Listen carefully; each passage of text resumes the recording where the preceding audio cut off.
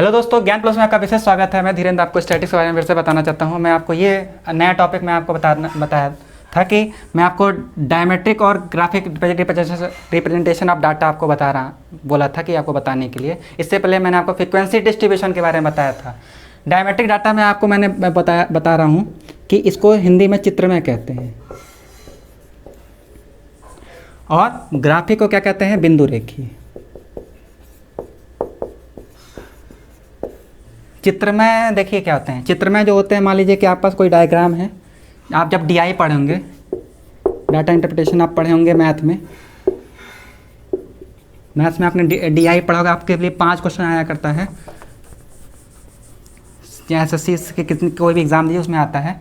तो जो डीआई आप पढ़ते थे तो वो आपका या तो इस फॉर्म में हुआ करता था, स्टैटिकल फॉर्म में, कि मान लीजिए कि अगर भूकंप और अकाल के कितनी भी चीज़ों को अगर हम प्रदर्शित करते हैं तो वो कुछ ऐसे प्रदर्शित करते थे। वो आपका क्या हो सकता था, ये इस फॉर्म में होता था, कुछ बार्स के रूप में होते थे। मान लीजिए कुछ ऐसे हुआ करते थे, कुछ ऐसे हुआ करते थे, ठीक है।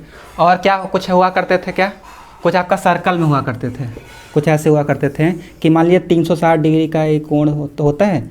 अब ये मान लीजिए कह रहा है कि ये आपका घर है, ये आपका क्या है, मकान है, ये आपका भोजन है। ऐसे आपके टाइप में आपको दे दिया जाता था।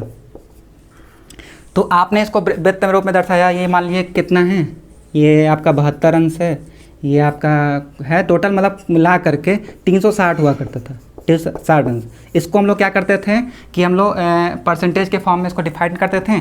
360 अंश बराबर क्या हुआ करता था, 100%। तो 1% क्या निकालेंगे, 3.6 निकालेंगे। तो इसी को हम लोग क्या करते थे, परसेंटेज में निकाल करके चीज़ों को कर दिया करते थे। ये आपका इसमें हो गया, कुछ आयत में हो गया, यानी रेक्टेंगल में भी आपको मान लीजिए कुछ ऐसे दे दिया कि ये कुछ भाग है, ये कुछ भाग है, ये सारी चीज़ें भाग हैं, ठीक है। और क्या हुआ करता था, स्क्वायर में दे दिया। स्क्वायर यानी वर्ग, आपकी चारों भुजाएं बराबर, यानी कि ये 90 बनना चाहिए, चारों भुजाएं बराबर चाहिए। और इसमें आमने सामने भुजाएं क्या होती हैं, बराबर होती हैं। ये और वर्ग और आयत में अंतर है, ठीक है। उसके बाद क्या होता था, इसमें कुछ मानचित्र में दर्शा देते थे। तो ये था आपका चित्र में, यानी कि आपका डायमेट्रिक रिप्रेजेंटेशन ऑफ डाटा। अब देखिए इसमें कुछ चित्र होते थे, कुछ मान लीजिए बटे हुए हैं। आप अगर मैथ के स्टूडेंट होंगे या आपने नहीं होंगे, आपने 10th तक पढ़ा भी होगा या 12th में पढ़ा होगा, तो आप जानते थे कि ये क्या होते थे, कि इसके जो डायग्राम हुआ करते थे वो डायमेंशनल में बटे हुआ करते थे। डायमेंशनल का मतलब यहाँ पे सिर्फ ये है कि मान लीजिए कि 1 डायमेंशनल,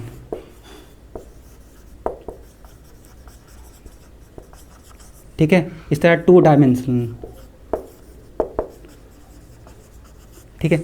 तो ये क्या हुआ करता था कि ये 2 डायमेंशनल आपका ये पिक्टोग्राम होता है। पिक्टोग्राम क्या हुआ करता है, चित्रलेखों में रूप में इसको भागों में आपने बांट दिया है, चित्रलेखा।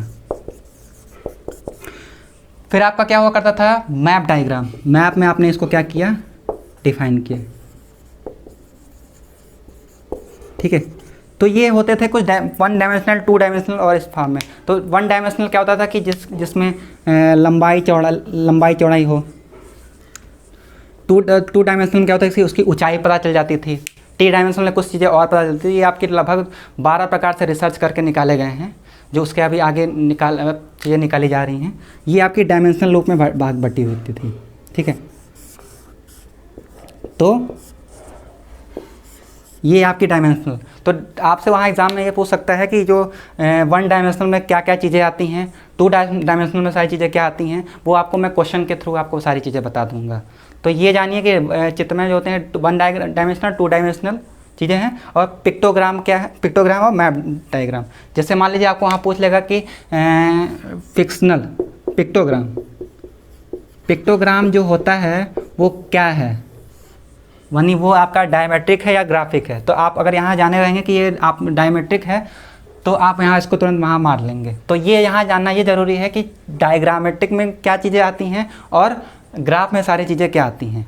तो ये आपका था डायमेट्रिक। अब चलते हैं ग्राफ के बारे में जानना। तो ये सारी चीज़ें किसके अंतर्गत आती हैं, आपको यहाँ सिर्फ ये जानना था। चित्रमय या डायमेट्रिक चीज़ें में सारी 1 डायमेंशनल, 2 डायमेंशनल, 3 डायमेंशनल या कोई भी डायमेंशनल हो, ठीक है। और कौन से डायमेंशनल किस में है, आयत क्या होते हैं, सब सारी चीज़ें आपको क्वेश्चन के थ्रू बताए जाएंगे। फिर तक आते हैं चित्रलेखा।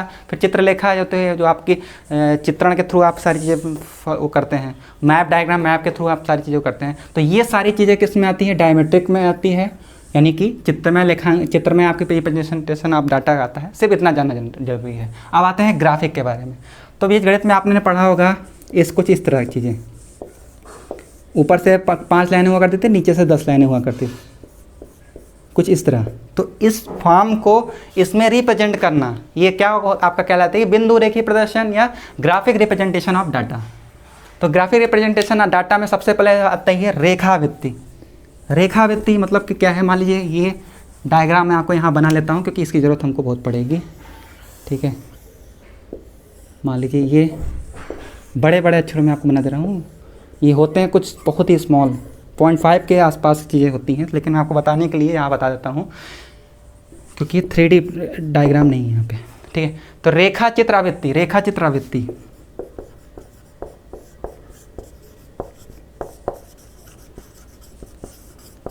रेखा चित्रावृत्ति यानी कि आपकी लाइन फ्रीक्वेंसी।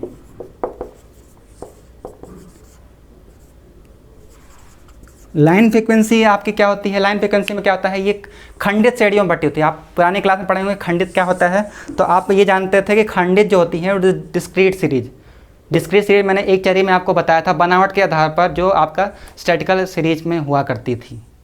तो आपको जब ये चीज़ें डिटेल में आप ये चीज़ें जानेंगे कि ये किस में था, क्या था, तो आप चीज़ें जान सकेंगे पूरी तरह से। तो खंडित श्रेणियों में, खंडित श्रेणियों का आपको खंडित के बारे में जानना है तो आप मेरी पुरानी वीडियो जरूर देख लीजिएगा।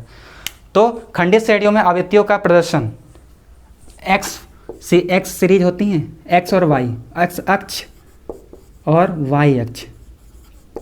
अब एक्स अक्ष और वाई अक्ष क्या है, मान लीजिए ये आपका डायग्राम है, ये आपकी होती थी क्या, एक्स अक्ष, ये क्या होती है आपकी वाई अक्ष, ठीक है। तो इसको रिप्रेजेंट करना इन ग्राफिक्स में, ये क्या होता था, इनकी ऊंचाई और लंबाइयों को। रेखावृत्तीय चित्र क्या होते हैं, एक बार ध्यान से सुन लीजिएगा। खंडित श्रेणी की आवृत्तियों का प्रदर्शन करने में एक्स अक्ष और वाई अक्ष पर प्रदर्शित करते हैं प्रत्येक मूल्यों का उसका एक आवृत्ति का माप निकालना रेखा चित्र आवृत्ति या लाइन फ्रीक्वेंसी कहलाता है। ये सारी इतनी चीज़ें थी कि मान लीजिए कि ये ग्राफ है, एक्स अक्ष पे मान लीजिए कि ये 10, 20, 30। अब इसने क्या दिया कि ये लाइन ये मान लीजिए कि 1, 2, 3 ऐसे करके चीज़ें दी हुई हैं। तो ये मान लीजिए कि आपको तीसरे नंबर पहुंचानी थी, ये मान लीजिए आपको चौथे नंबर पहुंचानी थी, ये मान लीजिए आपको दूसरे नंबर पहुंचानी थी, और ये मान लीजिए आपको लास्ट पहुंचानी थी। तो ये एक सरल रेखा के रूप में, ग्राफ में, रूप में आपने क्या कर दिया, डिफाइन कर दिया। तो ये रेखा चित्रावृत्ति यानी कि इसकी ऊंचाइयाँ और एक्स और वाई एक्स पर हम जो काम करते हैं वो आपकी जो क्या होती है, लाइन फ्रिक्वेंसी कहलाती है। फिर आवृत्तीय चित्र, आवृत्तीय चित्र क्या होता है, आवृत्तीय चित्र देखिए क्या होते हैं। रेखा चित्र में एक्स और वाई एक्स पर इनकी जो सॉरी ये तो मिटा दिया, इसका बहुत काम था। दूसरा क्या होता है, आवृत्ति, आवृत्ति आयत चित्र।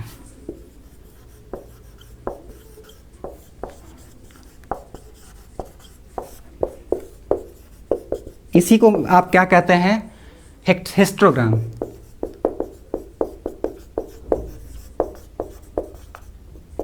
हिस्टोग्राम आवृत्तीय चित्र, इसमें क्या हुआ करता था, देखिए इसको एग्जाम में एक बार पूछ लिया था पीसीएस के क्वेश्चन में कि इसको अन्य नाम से जानते हैं, तो इसको कहते हैं सोपान, सोपान चित्र। और दूसरा नाम क्या होता है आपका, ब्लॉक या ब्लॉक ही है, ब्लॉक डायग्राम या ब्लॉक चित्र, ब्लॉक चित्र। तो आवृत्ति आयात चित्रण में क्या होता था कि ये इसको ब्लॉक चित्र और इन सब चीज़ों, इन सारी चीज़ों में बांटा गया था।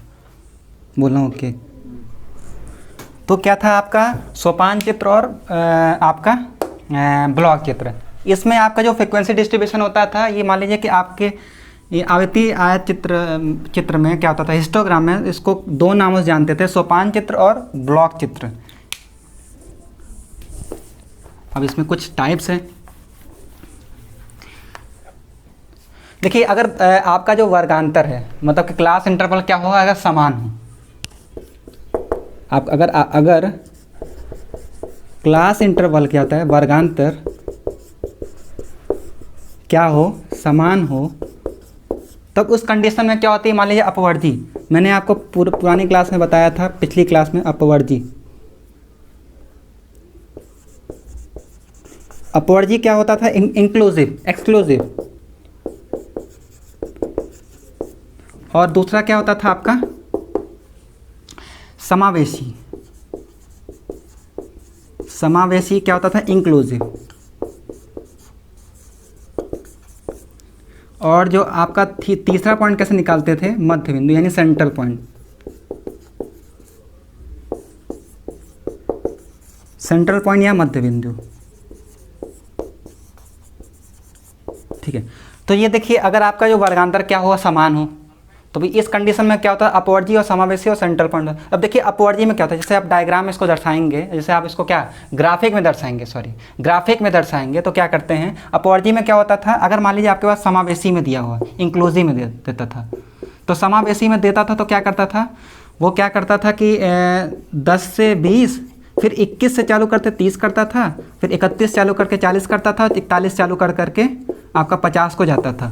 तो अब जब आप डायग्राम में इसको दर्शाएंगे तो आप इसको क्या कर लेंगे, इसको समावेशी को अपवर्जी में चेंज कर लेंगे। तो समावेशी को जब अपवर्जी में आप चेंज करेंगे तो इन दोनों को जोड़ करके 2 से डिवाइड करते थे, और जो भी होता था वो क्या करते थे, दोनों तरफ, एक तरफ पहले लोअर लिमिट में क्या करते थे, घटा देते थे, और अपर लिमिट में क्या करते थे, L1 में घटा देते थे, L2 में जोड़ देते थे। तो वो एक अपवर्जी सीरीज को पार करता था। उसके बाद अब इसको क्या करेंगे, डायग्राम में इसको दर्शा देंगे।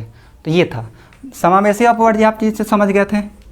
और उसका सेंट्रल पॉइंट आप क्या करते थे कि सेंट्रल पॉइंट होता था 10 से 20, 30, 40 करते थे। इसको आप इसकी मिड वैल्यू इसको 2 से डिवाइड करके अब दोनों को बराबर भागों में बांट देते थे, और क्या करते थे, अब इसको क्लास इंटरवल में बना लेते थे। ये था जब अगर आपका जो CI क्लास इंटरवल क्या हो, समान हो। और होता है एक असमान, अगर आपका जो क्लास इंटरवल है यानी कि वर्गांतर जो है आपका असमान है, तो इसमें कोई दिक्कत नहीं होती है। अगर असमान है तो भी आपको कोई दिक्कत नहीं कि उसको आप समान रूप में कर देंगे। तो ये चीज़ें आपकी थी, कितनी, ये आप क्या चीज़ थी, ये आपका आवृत्ति आयत चित्र के रूप में आपको बटा था। अब आते हैं तीसरे पॉइंट पे, ये था दूसरा पॉइंट।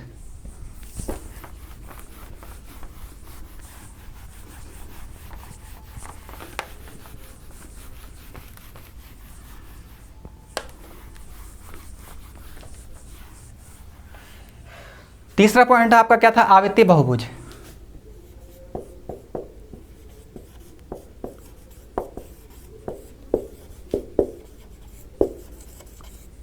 आवृत्ति बहुभुज यानी कि फ्रीक्वेंसी पॉलीगन।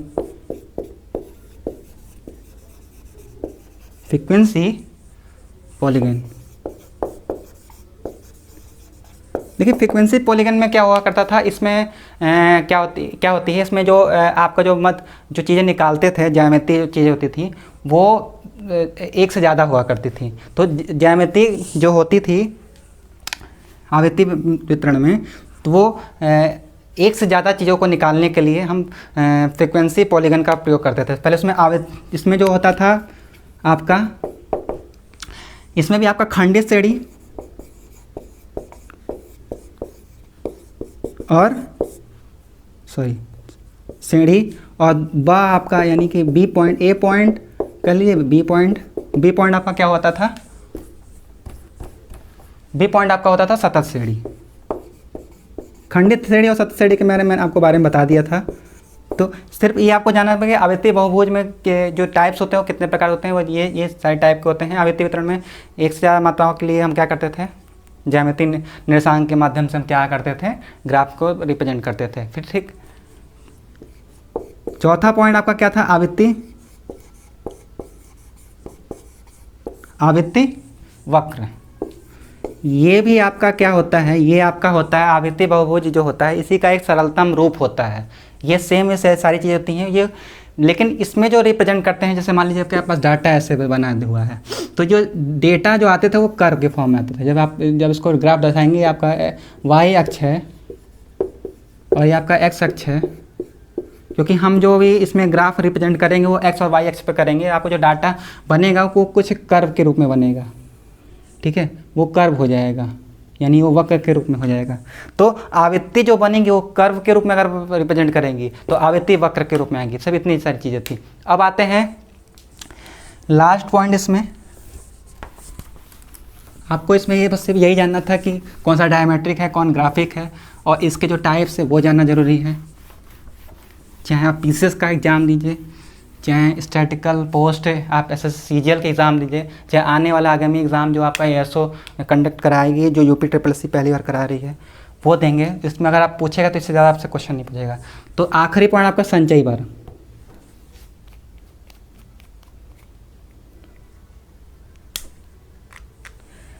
संचयी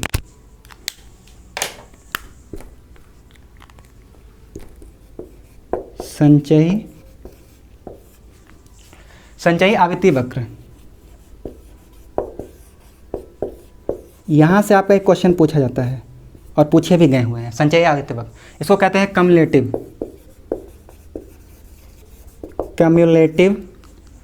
फ्रीक्वेंसी आर ओजाइव। अब आप जब आपसे एग्जाम में ये पूछेगा कि ओजाइव ग्राफ क्या होता है, तो आपको ये पता होना चाहिए कि ओजाइव ग्राफ जो होता है वो संचयी आवृत्ति के थ्रू से ही निकलता है। इसको ओजाइव ग्राफ भी कहते हैं। एग्जाम में आपसे आप ये नहीं पूछेगा कि हिंदी में ओजाइव ग्राफ, आपसे बोलेगा कि ओजाइव ग्राफ। यह कम्युलेटिव फ्रीक्वेंसी तो सब जानते हैं, कम्युलेटिव फ्रीक्वेंसी CF जब आप कितनी बार क्वेश्चन करेंगे जानेंगे। लेकिन अब आपसे ओजाइव पूछ लेगा तो आपके दिमाग में आएगा कि नया ये चीज़ क्या है। तो ओजाइव ग्राफ जो होती है कम्युलेटिव फ्रीक्वेंसी ही होती है, इसको दूसरा नाम कहा जाता है। ये जो होती है, मैंने आपको बताया था पुरानी क्लास में, पिछले क्लास में, कि ये दो टाइप्स के होते हैं। इसके टाइप के होते हैं, दो टाइप होते हैं। पहला लेस देन, इसको अंडर कह लेंगे, या और क्या कह सकते हैं इसको, बस इतनी चीज़ जाननी है। दूसरा आपका क्या होता है, मोर देन। जब आप लेस देन को मैंने आपको बताया था कि अगर क्लास इंटरवल कोई दिया हुआ है 10 से 20, हम इसमें यहाँ पे आपको क्या लेंगे, एक एक्सक्लूसिव सीरीज लेते हैं, ठीक है, क्योंकि उसको रिप्रेजेंट करना, एक्सक्लूसिव सीरीज में ही क्वेश्चन को हम सही कर पाते हैं। 20 से 30 या 30 से 50। अब यहाँ ग्राफ, यहाँ आपको क्लास इंटरवल के वृत्त से मतलब नहीं है, सिर्फ आपको यहाँ पे क्या मतलब है कि क्लास इंटरवल होना चाहिए। अब मैं आपको बताता हूँ लेस देन, यानी कि जो से कम की आवृत्ति, इसको हिंदी में भी जानिए, से कम की आवृत्ति वितरण, ठीक है। और ये क्या हो जाएगा, से अधिक आवृत्ति वितरण। तो देखिए लेस देन के बारे में आपको बताता हूँ। मान लीजिए कि आपकी क्लास इंटरवल ये दी हुई है, आपकी जो फ्रिक्वेंसी आएगी मान लीजिए 5, 3, 2 ऐसी दी हुई है, आप टोटल जोड़ के लाएंगे तो 10 आएगा, ठीक है। उसके बाद आप जो आप लेस देन में क्या करते हैं कि आप ऊपर से चीज़ों को काउंट करते हैं। CF जो कम्युलेटिव फ्रिक्वेंसी या ओजाइव ग्राफ में जब दर्शाएंगे तो आप फिर क्या हो जाएगा, ये ऊपर से काउंट होने लगेंगे, इनमें इसको ऐड कर लेंगे, यानी 5 + 3 = 8, ये आ जाएगा 5 + 3 + 2 = 10। अब जो आप CF यहाँ निकालेंगे, टोटल CF हो जाएगा वो 10 आ जाएगी, ठीक है। तो ये जो ग्राफ आप जब कोई भी क्वेश्चन करेंगे, इंडिविजुअल सीरीज़ का क्वेश्चन, सॉरी कंटिन्यूस सीरीज़ का क्वेश्चन करेंगे, जब आप मीन मीडियम मोड निकालेंगे तो वहाँ बिना CF के क्वेश्चन लगा ही नहीं सकते हैं, तो वहाँ CF की आपको ज़रूरत पड़ेगी। और जब इसको ग्राफ में रिप्रेजेंट करते हैं, यानी कि ग्राफ में रिप्रेजेंट करना संचयी बारंबारता को, संचयी आवृत्ति को, तो वो क्या हो जाएगा, ग्राफिक के रूप में जाएगा। और से अधिक का मतलब मैं आपको बता दे रहा हूँ, से अधिक का मतलब ये आपका ऊपर से काउंट होगा, नाम से ये चीज़ फिक्स है। और मान लीजिए कोई ग्राफ दिया है आपको, क्लास इंटरवल दिया है 10 से 20, 20 से 50, 50 से 100 दिया हुआ है, 5, 3 और 2 इक्वल 10। तो अब देखिए कि आपको क्या करना है। अब आपको जो चीज़ आपने लेस देन में ऊपर से ऐड किया करते थे, अब इसमें क्या करना है, जस्ट इसमें नीचे से ऐड करना है। 2 3 + 2 इक्वल टू 5 और 5 + 3 प्लस उल्ट ऐसे नहीं 2 + 3 + 5 इक्वल टू 10। तो अब जो आपकी जो ग्राफ जो आएगी CF वो आएगी, वो यहाँ से कम चीज़ें ली जाएंगी। तो ये था आपका कम्युनिटी फ्रिक्वेंसी कर्व और आपका ओजाइव ग्राफ। ओजाइव ग्राफ से आप एग्ज़ाम में ये क्वेश्चन पूछा गया था कि ओजाइव ग्राफ को हम रिप्रेजेंट करते हैं less than, more than, both are not none of the above. तो आपको ये पता होना चाहिए कि ये इसको दोनों में रिप्रेजेंट करेंगे और इसमें कम्युनिटी फ्रिक्वेंसी इसको कहेंगे। ये सारी चीज़ें आपके ग्राफिक और डायग्रामेटिक में चीज़ें थी। तो दोस्तों आज के लिए सिर्फ इतना ही वीडियो, इतना ही सारी चीज़ें आपको मैं बताऊंगा। और अगले चैप्टर में आपको मैं numerical portion, measurement of central tendency, यानी से यहाँ से जो न्यूमेरिकल पोर्शन है, स्टैटिक्स की जो हर्ट कहेंगे वो यहाँ से आपकी आ जाएगी। लेकिन इसमें ये सारी चीज़ें आपको जानना जरूरी था, क्योंकि जब अब आप मीन मीडियन मोड जब पढ़ेंगे तो उसमें क्लास इंटरवल को ऑलरेडी वहाँ चेंज करके दिया रहेगा कि इंक्लूसिव सीरीज़ कैसी है, एक्सक्लूसिव सीरीज़ कैसी है, आपका ये क्लास इंटरवल क्या होता है, इंडिविजुअल सीरीज़ क्या होती है, डिस्क्रीट सीरीज़ क्या होती है, ये सारी चीज़ें उसमें क्या होती है ऑलरेडी फॉलो हो चुकी रही होंगी। तो ये सारी चीज़ें आपको जानना जरूरी था और इससे संबंधित आपके क्वेश्चन भी आएंगे। तो ये था आपका डायमेट्रिक ग्राफ और रिप्रेजेंटेशन डाटा, और ग्राफिक और डायमेट्रिक रिप्रेजेंटेशन ऑफ डाटा। बस आज तक के लिए इतना ही वीडियो, और अगले वीडियो के लिए मैं आपको mean median mode. Thank you.